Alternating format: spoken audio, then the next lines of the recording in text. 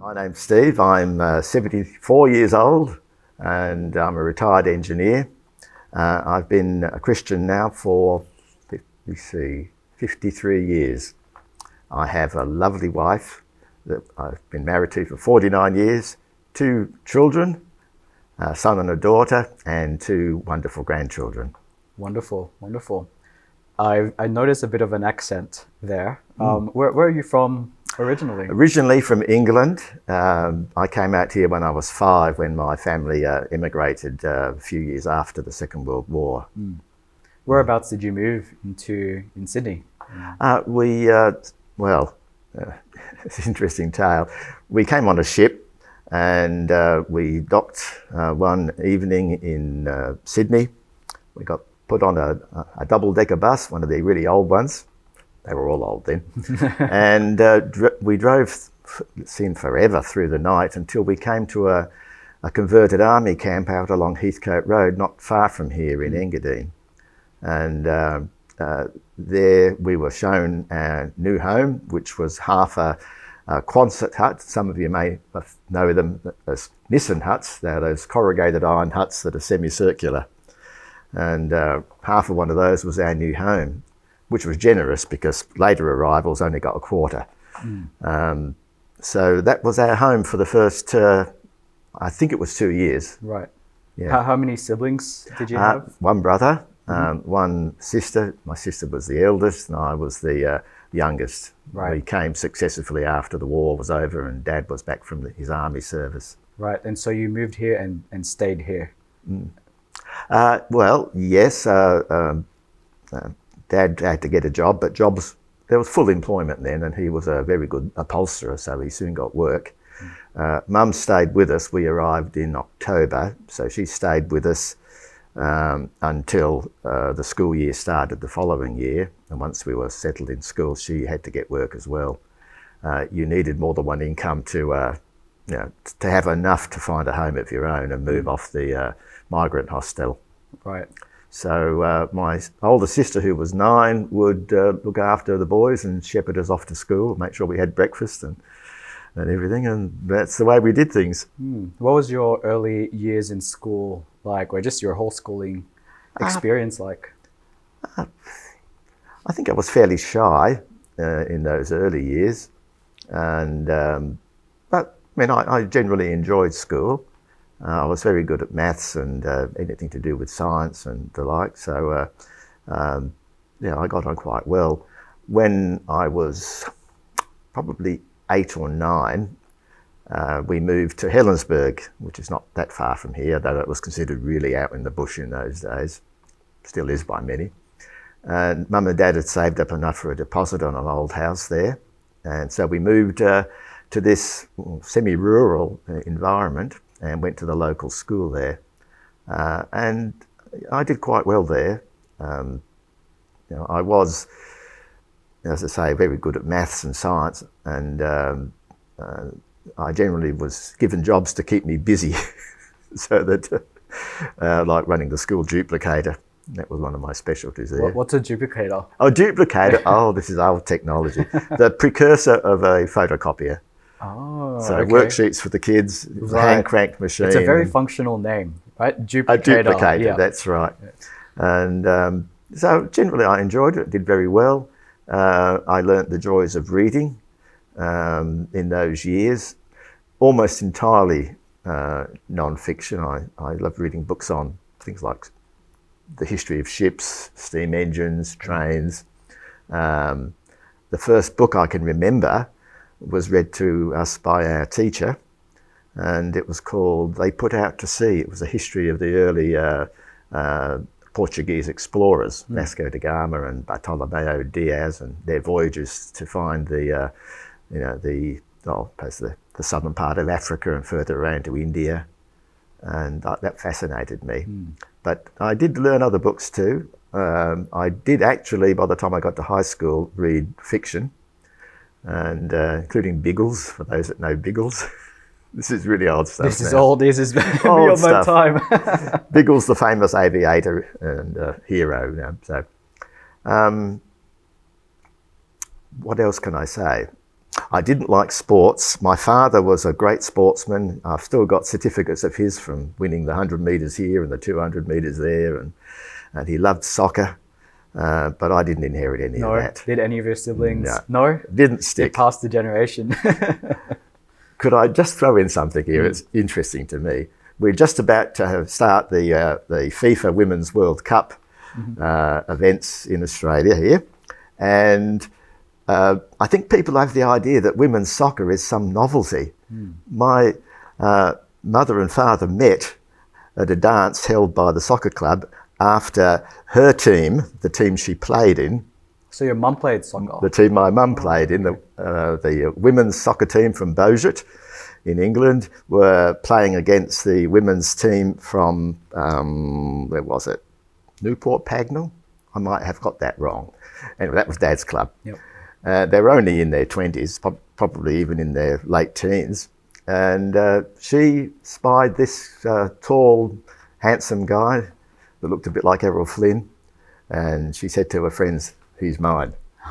And anyway, they got married after the war started, and Dad was then shipped overseas and spent most of the war overseas fighting in the 8th Army, the British 8th Army. So it's not new. Women's soccer has a long history. Not a novel sport. It goes back before the Second World War at least.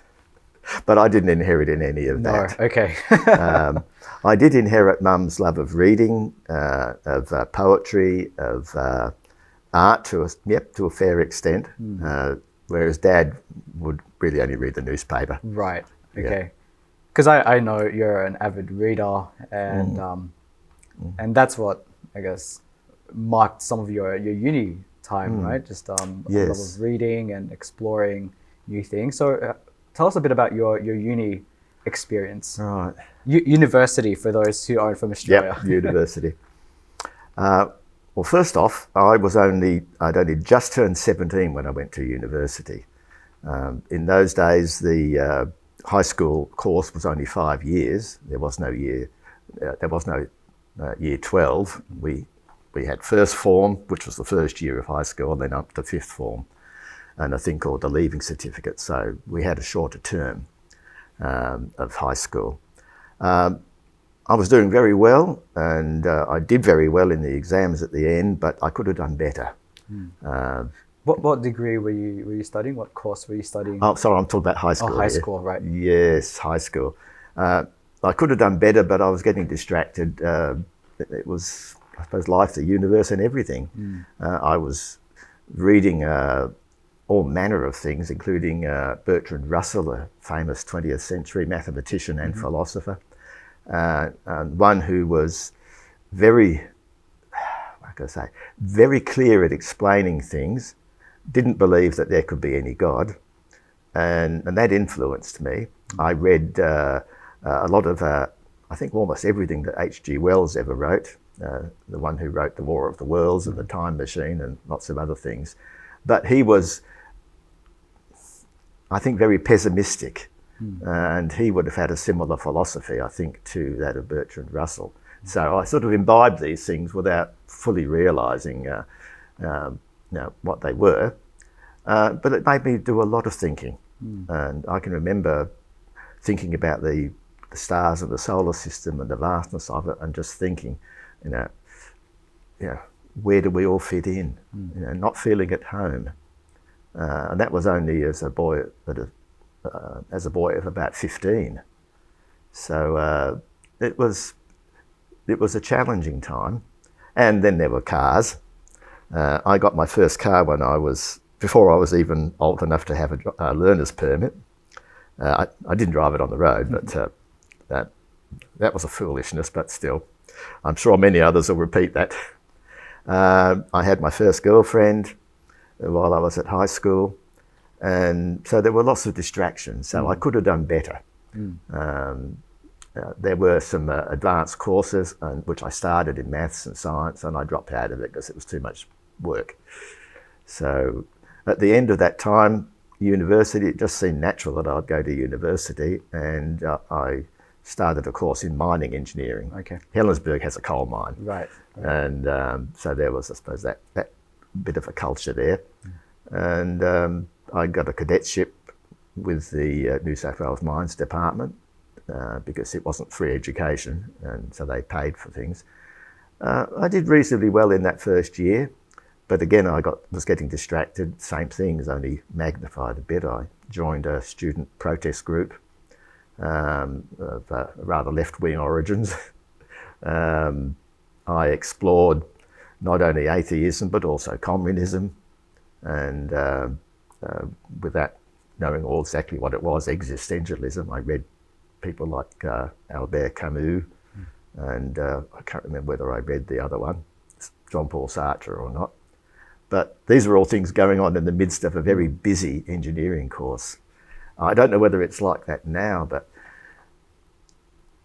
in all the engineering disciplines at the University of New South Wales, where I was, in the first year then, we all did a common course, which was really just mathematics, chemistry, physics, and, well, there must have been something else. There were 4 of them. And we were all herded into a huge lecture theatre to begin with at the beginning of our year. And somebody explained to us what will be expected of us as engineering students and so on. And I remember having it explained that there were 168 hours in a week, which is true, but I'd never thought about it before. And that there were 30 hours face-to-face at the university in lectures, tutorials, laboratory work, and so on. There were so many hours allotted for sleep, for eating, travelling, washing, and so on. And at the end of that, we had 2 hours left. So that was... That was for you? 2 hours free time. Yep. So, because we were expected to put at least 2 hours in for every hour, face to face. So it was quite a challenging prospect and a little bit, disappointing. So I got through it all right. I got credits, which was a good but not excellent result. Started in second year, but by that time I'd run out of, enthusiasm for it. You know, what's life all about? Why am I studying to be a mining engineer? And so I envied my art student friends who only had about 15 hours face to face, and mixed with them quite a bit, and gradually moved into what was then Sydney's fledgling hippie subculture. By the time I got to the second term, I decided to drop out, which I did. And again, it was the search for something in life. I wasn't satisfied. I needed to know, who I really was, why I'm here. And nothing I'd read at that point, to that point, gave me any answers to that at all. So, the hippie movement with its emphasis on psychedelic drugs, which could, change your mind, its emphasis on turning over the old traditions in everything, seemed attractive. But, and it was for a while, but I also learnt quickly enough that you still need to eat, and therefore you still need to work. I had a number of jobs. I was a male nurse in a psychiatric hospital. That was certainly educational. I worked for a company repairing cash registers. Now, hardly anybody out there will understand what a cash register is, but still. There's still a few places. Oh, only in museums, surely. Yeah. These were all mechanical. They're nothing like the modern computerized cash drawer, and we don't even use the cash much now. But that was interesting.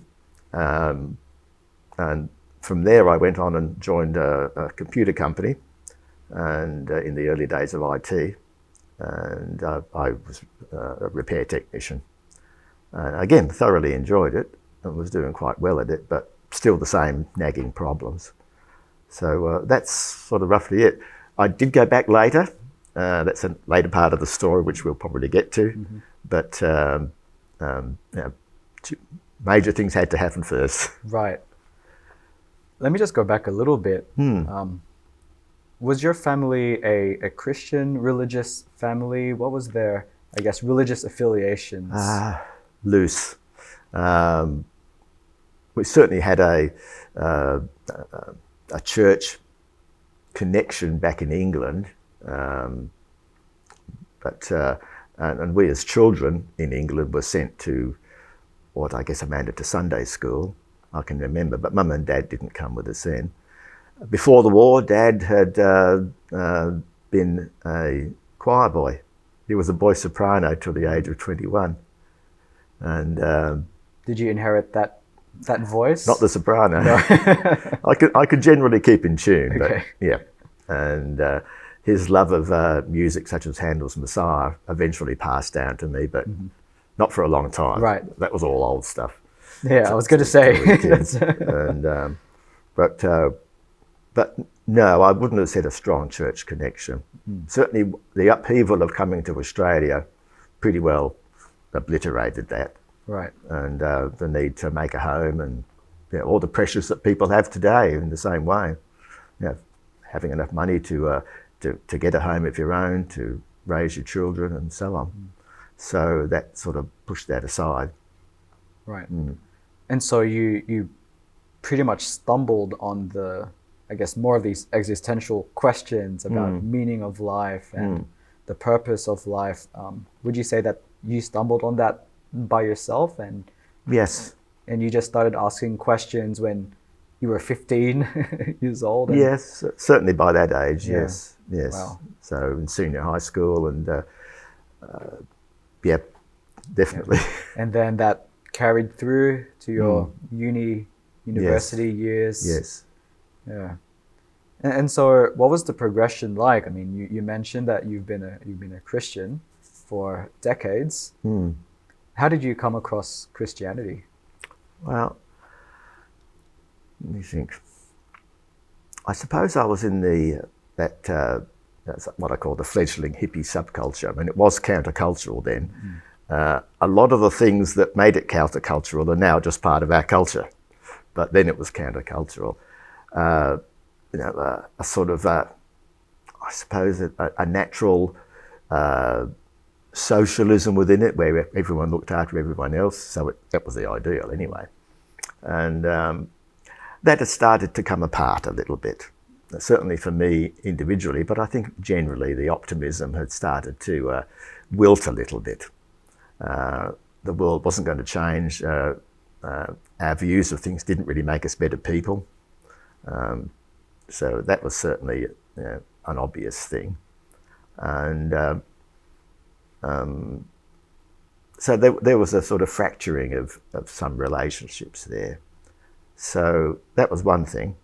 The second was the need to earn a living. And for a number of reasons, I'd actually moved back to my parents' home in Engadine. And I'd taken up a love of motorcycles.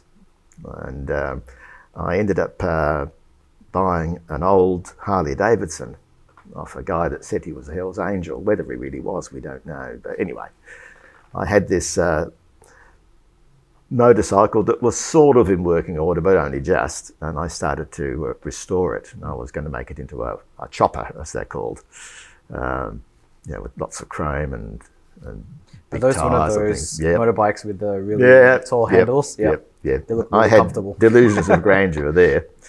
And so that soaked up nearly all my spare time, and also nearly all my spare money, which wasn't very much. Anyway, so buying parts, getting things chrome plated, restoring this bit, and so on. And therefore I didn't go out as much, and so my connections with my hippie fraternity was a little bit looser, I would call it there. So what do you do with yourself to distract your mind from all the problems and questions of life? I liked reading, and I liked reading science fiction, so I went to the local library and would get books and read again, which I hadn't done for a while. So I took up a lot of reading. I stumbled one day upon a book in the library. It was an anthology, a collection of stories that had to do with the planet Venus. And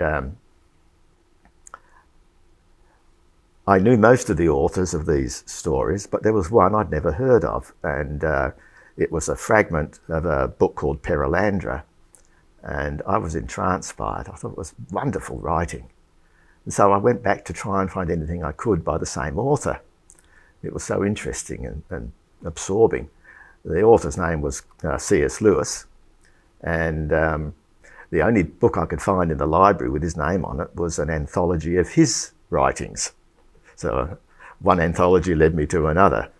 All his fictional writings were out at the time, so I took this one home. It was called A Mind Awake, and it was extracts from all his books arranged in topics, and including about God and the meaning of life and all manner of things. And I read this with enthusiasm, I suppose. I was just so impressed, among other things, with his clarity of writing.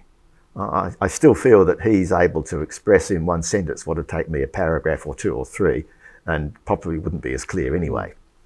So I was quite taken with this man and his writings. So from there I began to read more of his things. I'm sure I read the Mere Christianity, where he sets out the case for a common base of Christianity, regardless of any denominations and things like that.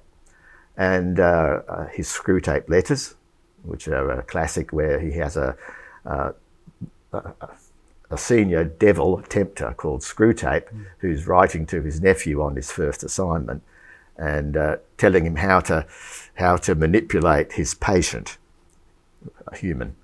And that was full of interesting stuff. Among other things, the suggestion that he try and keep the patient from going to church, and later on when he had, from taking the Bible seriously and things like this. So this weighed upon me, and I just absorbed all this, and it just seemed to be so right. So somewhere in Lewis's writings, he made the statement, or one of his characters made the statement, that it was foolishness to dismiss the Bible without having read it. And that struck me right between the eyes. So after some wrestling with myself and the risk of embarrassment, I entered a religious bookshop and asked for a Bible. Bought a Bible and took it home and began to read it. I suppose it's possibly natural, but I read it in a rather legalistic way, and tried to make myself better. So you read it like a book of morals? A book of morals, yes. A book of moral instruction, of things that were right. And my mind said, yes, they are right. There are things good and right and fair and just. It's not just, I make my own rules, you make your rules, and who cares? Which was the ethos of the movement that I'd come out of. Everything's relative, and obviously is a cultural ethos around the world now in the West. You must be yourself. You make your own rules, fulfill your own potential, whatever that means.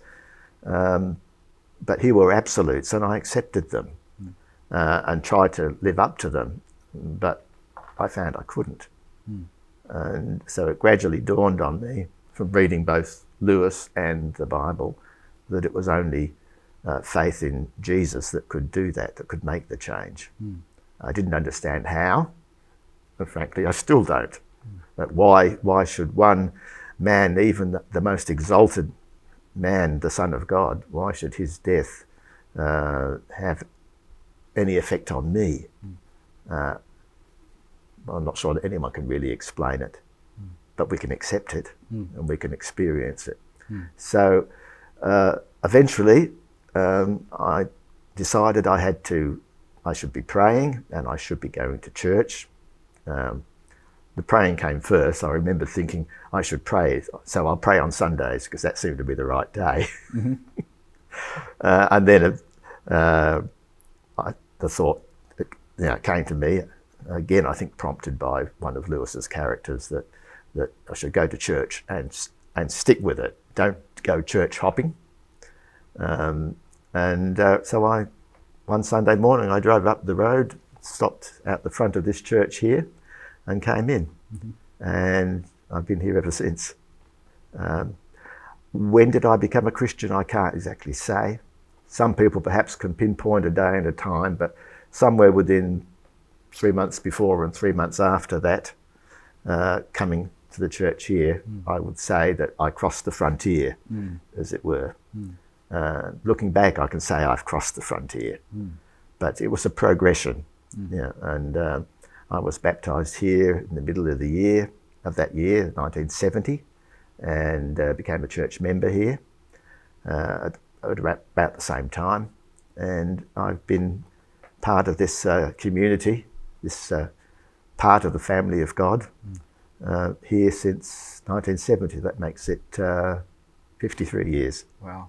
Yeah. In that time, I've been involved in nearly all the activities of the church. I remember one of our older men, he was 31 and I was 21, so he was a lot older. He seemed very old. But he was running a boys' club here on a weeknight, and he asked me would I come and help him, and I did. And then I suggested to him, I thought he suggested it to me, but he was sure that I suggested it to him. I asked him, could I do some, teach the boys something from the Bible, and I'm pretty sure I started sketching about that time, sketching and telling. And anyway, however it happened, that's what happened. And so I began there. Before long, I was teaching in the Sunday school, which was booming in those days. We had about 90 kids coming here. But again, it was a different age, a different culture from what we're used to now. So, I got involved in most everything. If something was happening, I wanted to be in it. And when I discovered there was an old youth group, like for people in my age range, meeting here, I wanted to be part of that too. And so, I gradually got involved. I became a youth leader here in later years. I met my wife here, and that's an interesting another story. But I'll put it in here now. People find it quite funny, and I suppose it was. But we were both involved in the youth work, and we were good friends. We'd been on a house party with kids from different churches as leaders, and we had one girl we had to take back home. She lived out at Tarmore, which is quite a long way away. So I drove her home, and Christine came as chaperone. And on the way back, I said to Christine something like this, I've been thinking it'd be quite logical if we were to get married. And she, also being a very logical person, was speechless. And, and in due time, we did just that. So it was the most logical thing to do. It probably wasn't the most romantic way of doing it. But yes, we have a good laugh over that. And as I say, we've been married now 49 years. Wow. I've been a deacon here, meaning mainly responsible for the material needs of the church, and also an elder, lay preacher. In later years, more and more, I focused on teaching the Bible to the children. And you do a really good job in doing that, and I really appreciate your teaching in that way. I do have a question though, because you did mention that you, just harking back to your uni years in your hippie phase. Yes. How you enjoyed a sense of community. Yes. With that group. Yes, very much. Yes. And so how was church different? How was Christianity different to, I guess, the ethos and the shared principles that you enjoyed with your hippie friends? I suppose, I've never been asked that question.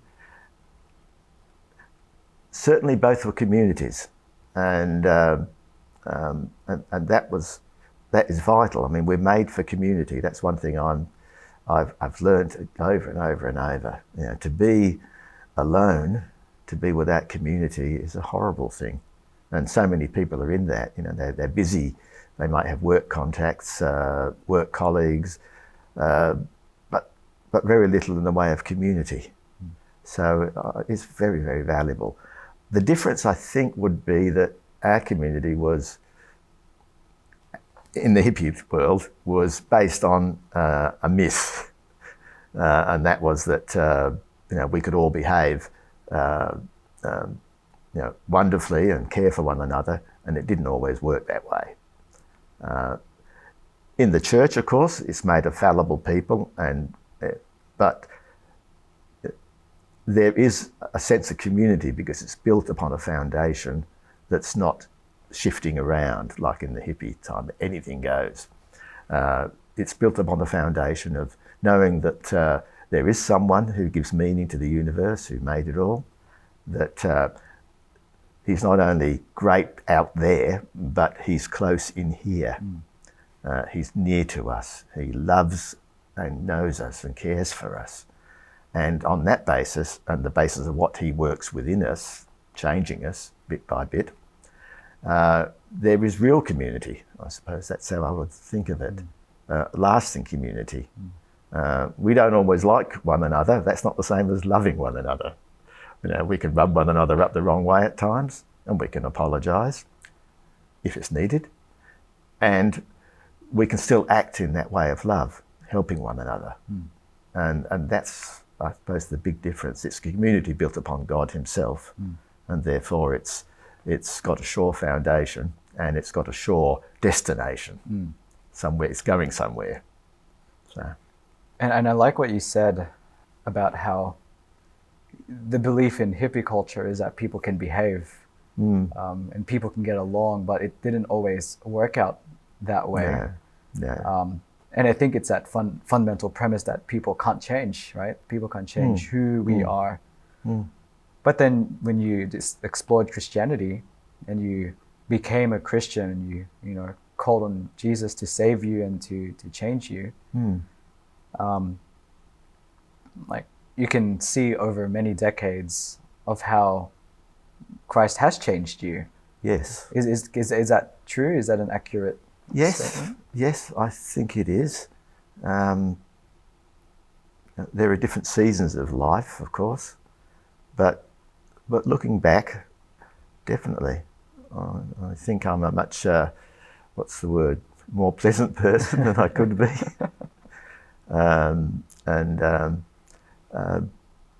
The work's not complete though. Our Lord Jesus has said it will be complete in this life. He's said that he's building his church, and his church is made of individuals, and he's building them, building new ones in,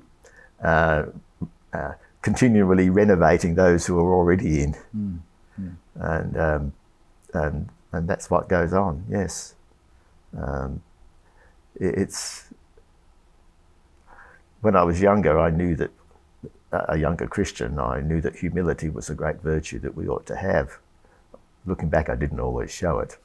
I still have my moments, but in the main, I think that, yes, that the Lord has made lots of changes. There's a verse, I can't remember exactly where it is. You can see in Isaiah somewhere, but it talks about having reached a stage where one knows that in yourself, we are nothing, but in Christ, we are precious to him. So, yeah. And it's interesting that you mention that we don't always get along, but we love each other nevertheless. And I think one of the misconceptions people have about church and Christianity is that we always get along, or that we're all perfect people.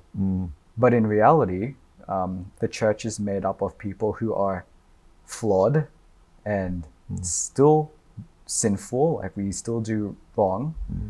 But what would you say the main difference is between those who are Christians and are in church and those who are trying to, I guess, do good outside of church? The main difference. I think I'll go back to Lewis here. Over the years, I keep reading Lewis, so I guess I'm sort of steeped in him. He makes the point, again, I can't put my finger on where, but that we mustn't judge by outward appearances. You know, we don't know, how much that person who is a Christian, but maybe a bit grumpy at times, how much grumpier they'd be if they weren't. And we don't know how much that person who is not interested in a life of faith, and yet, is one of those who does lots of good works, who is cheerful to be around. We don't know how much of that is a natural disposition, the gifts they were given in their makeup. We don't know what inner troubles the Christian, who's not so cheerful to be about, has had to face and still faces. So we really know no position to judge. Only God can judge the heart. So what's the difference? Faith in someone else and reliance on someone else. A person, of a naturally cheerful and hospitable disposition could be doing all manner of good works, and they are good, caring for the poor, caring for the sick, volunteering in umpteen different organisations, all good things. But that's not how we're reconciled to God. All of us have done things wrong. I don't think there'd be too many people that would put their hand up and say, I've never done anything wrong. And I think they'd be rather misguided if they did. So all of us fall short of their own standards. None of us are as kind and as generous, as gentle, as truthful as we think we should be, regardless of whether we're a cheerful, helpful person or not. So it's something quite different. It's something outside us is needed to reconcile us to God. It can't be anything to do with the fact that I'm a good person and I do lots of good things. That's great in itself, but you also are not as good as you think you are, and there's lots of good things you don't do, probably, and some bad things that you do. So it's I suppose it's not a fair contrast in a way.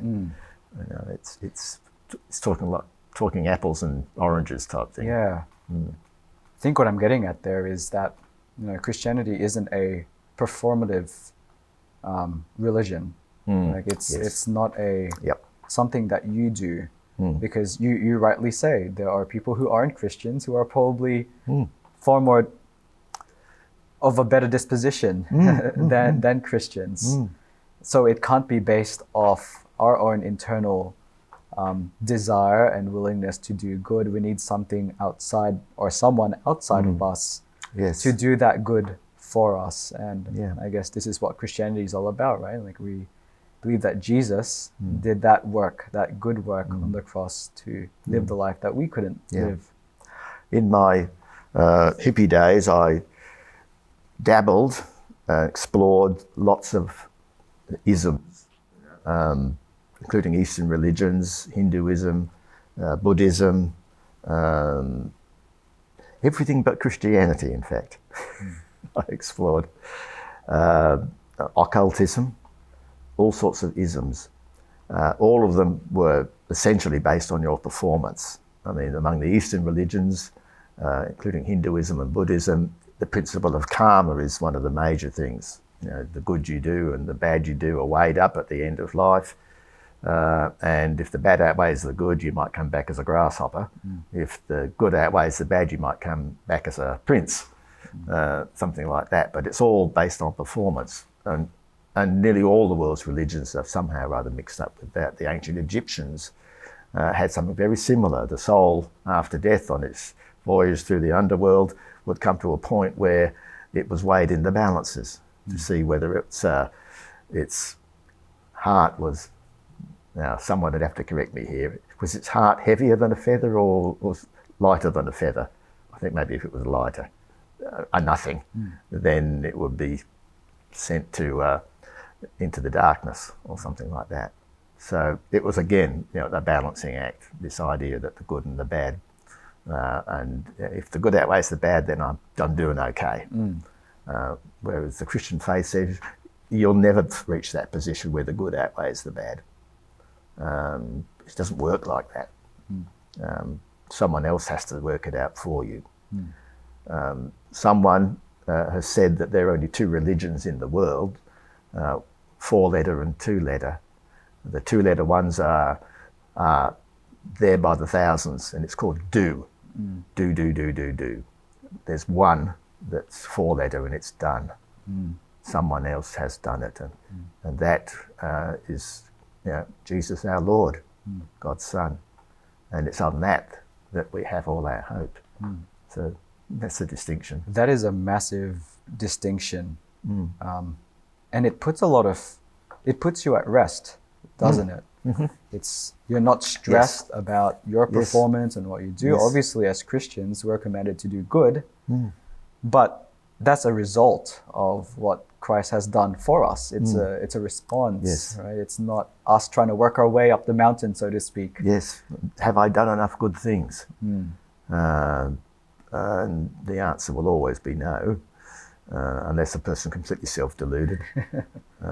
Whereas for the Christian, they can say, I haven't, but he has. And that's what makes all the difference. And that's so important. And this leads me to the next question. I mean, how has Christianity influenced your life thus far in these many decades? How do you sum that up? Well,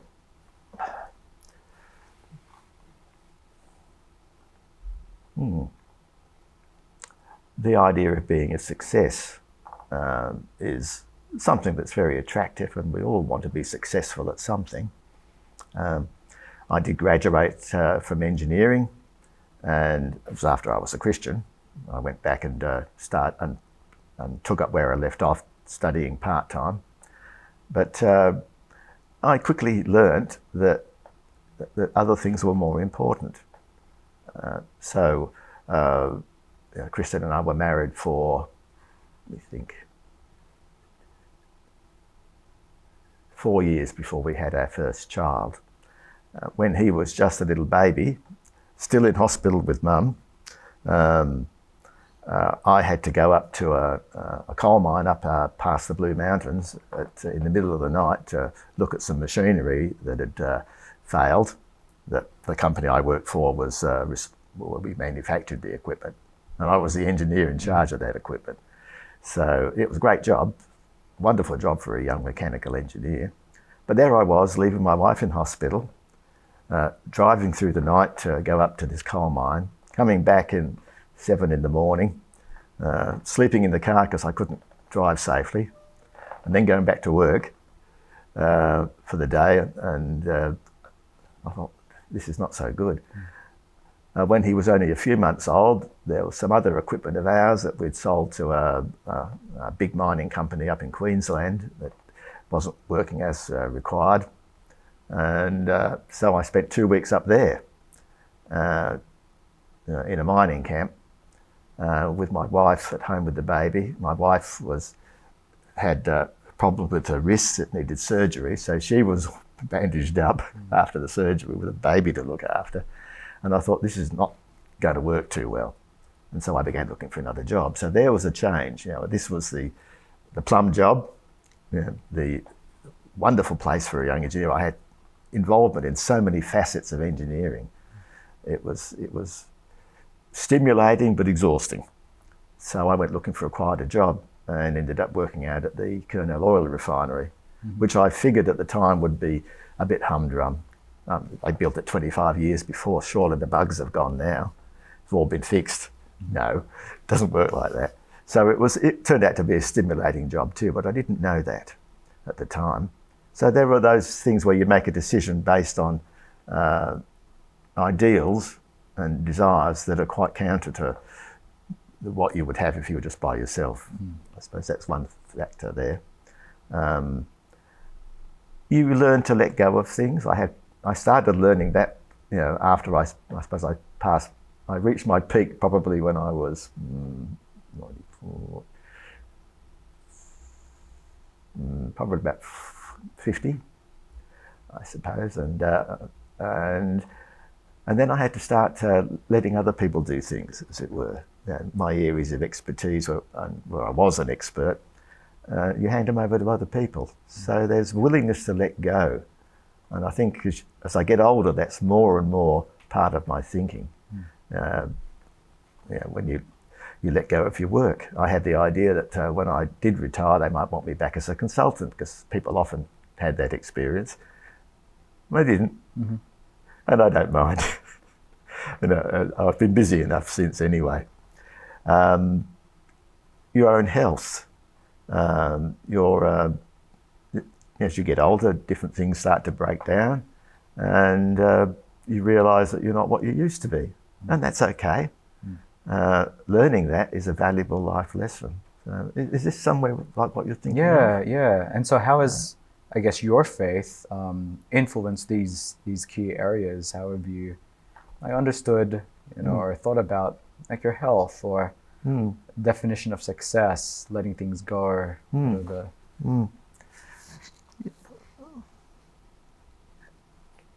Trying to think, how does it affect me now? Or how did you think about it as you were going through them? I think with acceptance. I remember when I started as a mechanical engineer, I had an interest in computing, and we started putting computers in, and I got involved with building computer rooms and the like as a mechanical engineer. But I got involved with that, and there came a point where we decided to network the whole refinery. PCs were proliferating around the place. We had maybe 200 at that point. And so I convinced management it was the time to put a network in, which we did.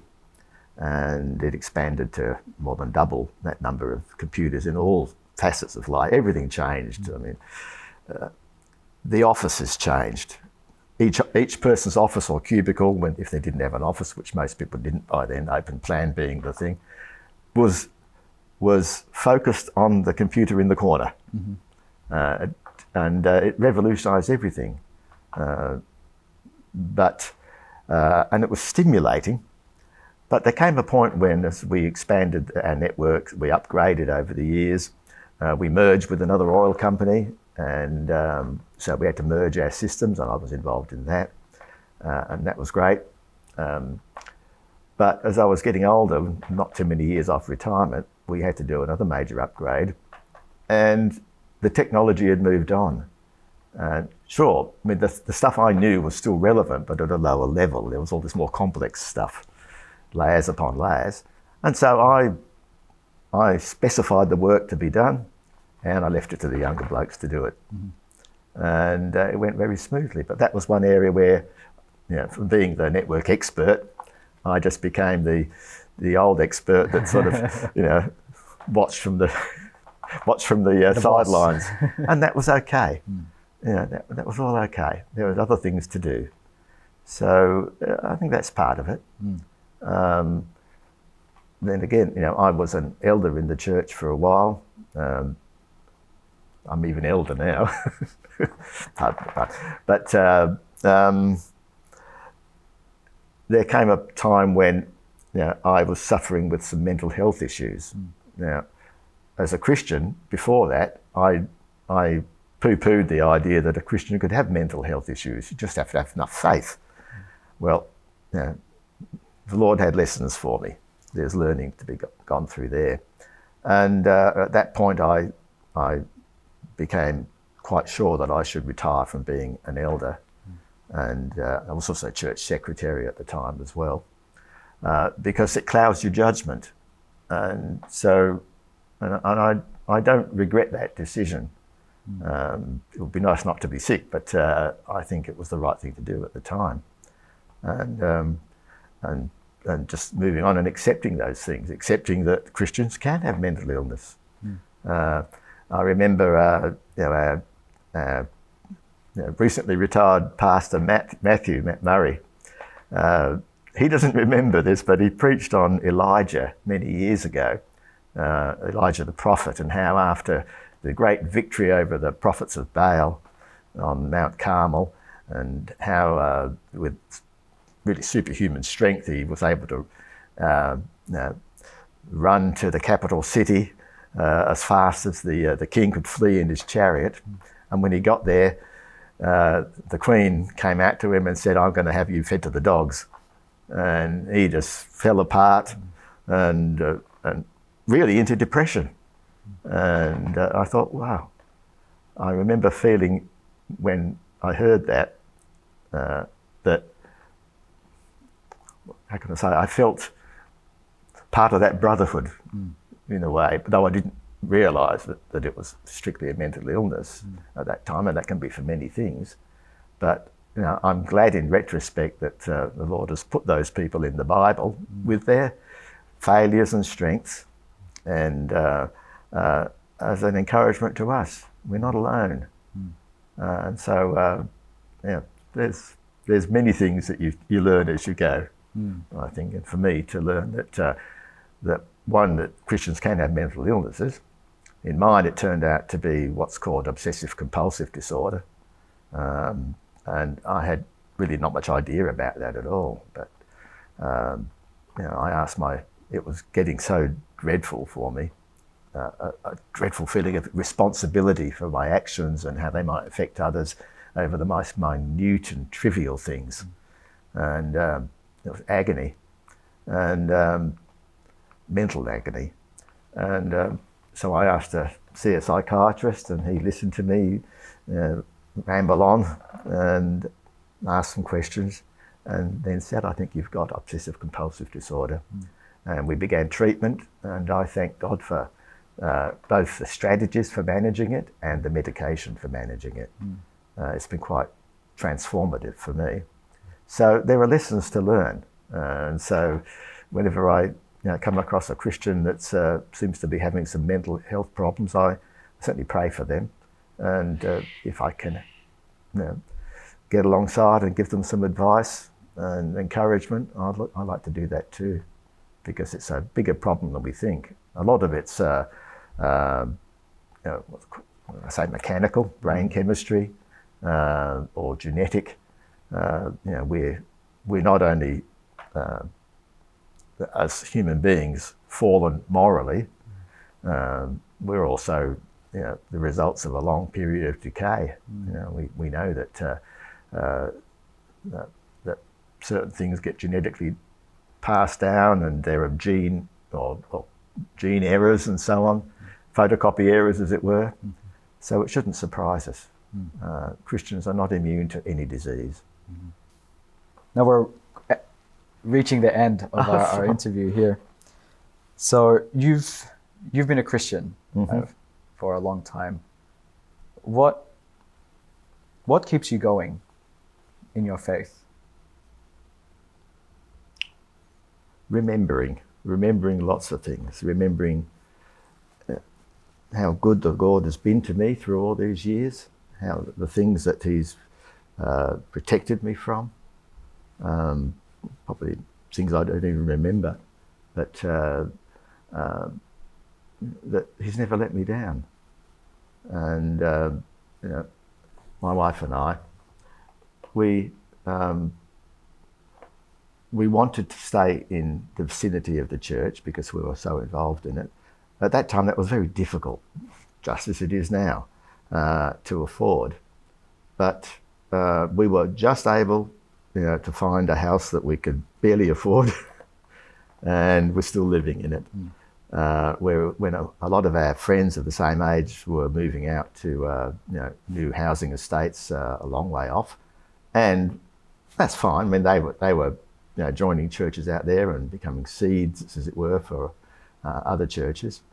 But there were lean times for us. We didn't have a lot of money coming in, and my wife's health wasn't good, so she had to give up work early. But we've always managed, and in our retirement we've actually done very well. So things like that, they're the material side, but also the sustaining of me through that period of mental ill health, from overruling my mistakes along the way, some of them related to that obsessive compulsive disorder, for being with us both to the present. There are so many things to remember and to be thankful for, but especially we're thankful and we remember the promises that He's given. Now, we aren't perfect, but one day He says He's going to make us so. How He does that, all those things which the Bible points us to and our Lord's words point us to when He comes back, when He welcomes us home, if we, as we probably will, die in this life before He returns, He's promised us a welcome and into a place which is without tears, without sickness, without sin, without failure, without sorrow of any sort, which is filled with delight. Now, our minds can hardly conceive of that, but He has promised it. Nothing in this life will be a match for what He has promised. And that comes straight from the Bible. So, because it's beyond what we can imagine, we can't imagine it. Yes. But we can look forward to it with hope. Yes, that's right. And the Bible's true, and it promises us this hope, and we can trust in this hope. Yeah. I remember hearing about one of the early Christians in the early centuries. His name was Chrysostom. I think it's Chrysostom is how you say it. And I think he was 80 years old, and my memory is going, so I may have got this slightly mangled, but I think he was, about to be martyred for his faith in those days of the Roman Empire. And he said something like this: 80 years I've served Him, and He's never done me any harm. I just remember that. We might have perhaps have expressed it a little more forcefully. He's done me nothing but good. But that's what he meant. And I think that's the thing that we hang on to. That there is priceless treasure promised to us through our Lord Jesus, which fulfills all the needs, all the longings that we ever have. All those longings ultimately point to Him. And we just get a small foretaste here, right? Yes. Here on earth. Yes. Yes. Oh, that's beautiful. So to wrap this up, we've had a long journey through your entire life, and your early years to your teen years, to your uni years, your marriage years, and now through your senior years, and all the questions you've had and challenges you've faced. So what advice would you give to two kinds of people? Firstly, what about those who are asking questions about Christianity? What advice would you give to them? And perhaps to Christians people who are already Christians and they're continuing their walk as a Christian, what advice would you give to these two types of people? To a person who was, I suppose, seeking to find the answers to life, was aware of an emptiness that they couldn't fill at some point in their life, I would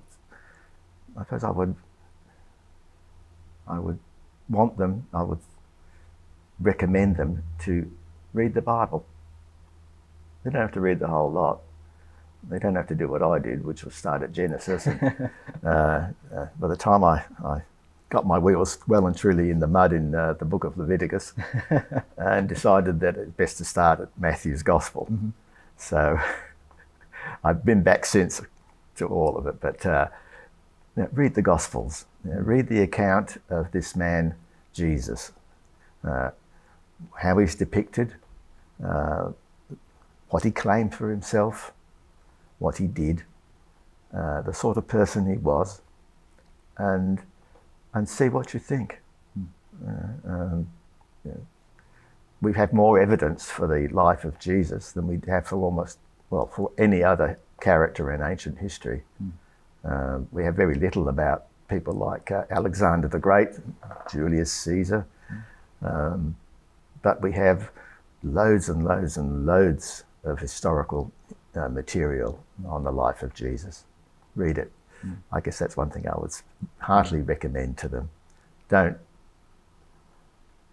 read it alongside of others if you like. That's no problem if you haven't read already. If you haven't looked at the alternatives, but do look at that. It struck me looking back that in my searches in those hippie years, I was an ABC, anything but Christianity, and I would say, don't be an ABC. Look, have a look. That's what the Bible says. It says, seek and you will find, said Jesus. Knock and the door will be opened. Ask and it will be given. Just come in sincerity saying, if you're there, God, show me as I read through this, your word. So I think that'd be the most important thing. And you did that and it changed your life, didn't it? Yes. Yes. How about to Christians? Well, harking back to the willingness to let go of things, I would say, practice contentment with what you have. Put your Christian faith first and foremost. Accept that some things you can't do. It's right to accept our own limitations. The Bible teaches that. It says not all are going to be eyes in the church, not all are going to be ears, not all are going to be mouths, not all are going to be feet. Not everyone has the same abilities. So be yourself in that environment. Don't expect from yourself that which God hasn't made you to be. One of the psalmists says, I would rather be a doorkeeper, the man that opens the door in the house of my God than anywhere else. So if you think your role is minor, cherish it and think, well, if this is what God's given me, I'll do it for his glory. But willing to let things go as you get older. Things that you did once you won't be able to do, physically as well as mentally. I certainly find that my mind isn't as nimble now as it was years ago. Certainly my body isn't as nimble as it used to be. I'm looking for a good home handyman at the moment to do the jobs that I shouldn't be doing, especially things that mean climbing ladders. Accepting them and letting things go. I'd offer you, but I'm not a handyman. That's all right. It's probably safer for you to go up than for me to go down. There's a few up. Yeah. And I wouldn't want the responsibility of you up a ladder anyway. So what else would I say? Hold on to that which is most precious. I'm doing the kids spot on Sunday morning, and I've decided that the appropriate thing for what you're preaching on will be the hidden treasure. So the man in the field, digging in the field, comes upon a hidden treasure, and it sells everything he has to buy that treasure, to buy the field. That should be the centre of our lives as Christians. It doesn't mean we need to buy fields. It doesn't mean we need to sell everything we have. It means that we should put the greatest priority upon knowing and loving and worshipping our Saviour Jesus and serving him as we can in this life, whatever that means. And that may mean when we get old. I remember an elderly lady in our church that went home to the Lord a few years back. She'd been a busy person all her life, the matron of a nursing home, and among other things. And here she was, a little bent-over lady that couldn't do much at all, and sometimes she would fall asleep in church. But she was such a sweet character, and I remember that. I remember. So I I pray the Lord will help me to be a sweet character when I get to that situation. And so even in old age. Amazing. Thank you, Steve, for your time. And It's been a pleasure.